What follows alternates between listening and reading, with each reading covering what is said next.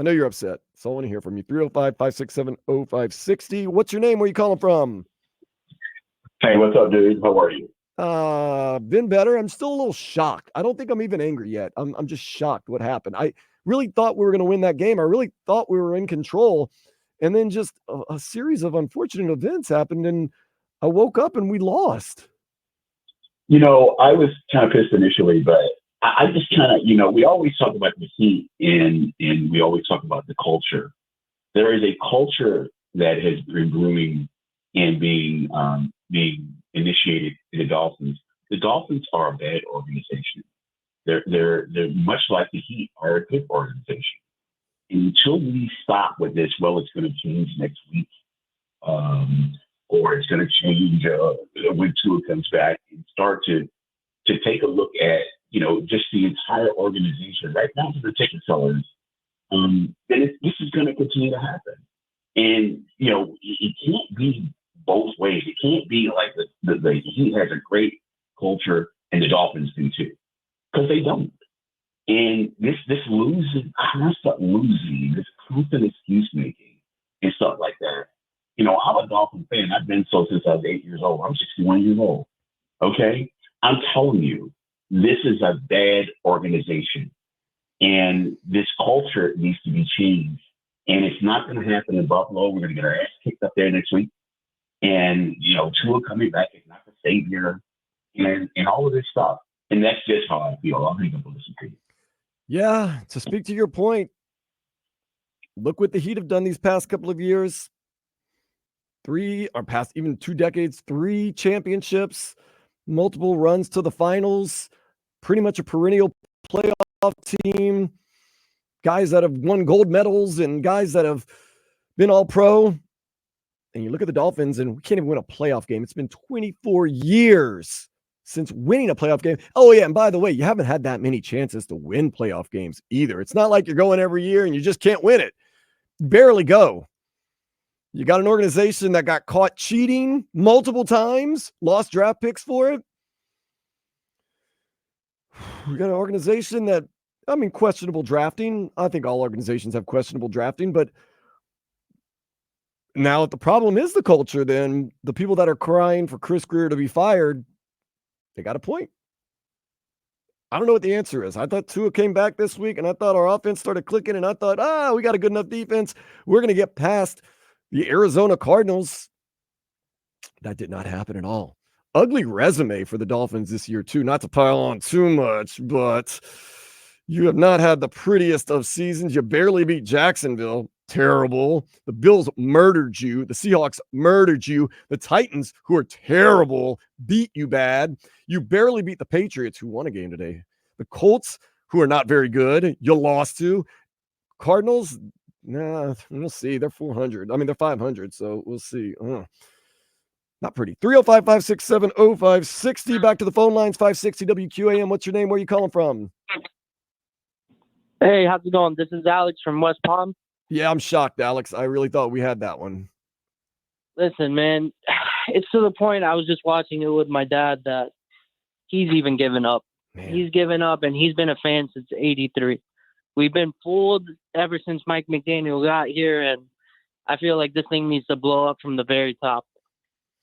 That is a problem, too, because the way I see this team is they've already gotten off to a really bad start. I think they can play out the rest of the season and get some good wins, but that puts you right there in the middle of the pack with a middle-of-the-pack draft pick. And if you don't hit on that, mediocrity is worse than being really good and worse than being really bad, because at least when you hit rock bottom, there's only one way to go. When you're mediocre, it breeds more mediocrity. And how long have we been mediocre for? And going back to even Chris Greer laughing at the media saying that, we're more worried about the offensive line. It's clear that we're better at your job than you are. I thought the offensive line held up pretty well today too, actually, to be honest. Yeah, but they'll rear their ugly head later in the season, and I expect this heartbreak in December, but I guess they're just going back to the same old Dolphins at the beginning of the year. Christmas come early this year if you're a Dolphins fan. Oh, man. 305-567-0560. Back to the phone lines. 560 WQAM. What's your name? Where are you calling from? Yes, hi, hello, Dande. My name is Cap for Life. Cap for Life, how you doing, brother? Oh, man, listen, man, look,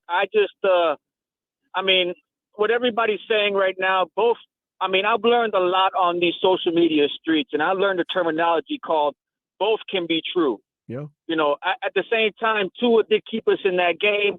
Mm-hmm. So my emotions can be kept at a minimum because he did show heart. But at the same time, if we're going to keep people accountable for their actions, that man cost us that game with 10 points up in the fourth quarter, bro. Like, let's be real. I get what people are trying to say. Let's stay positive.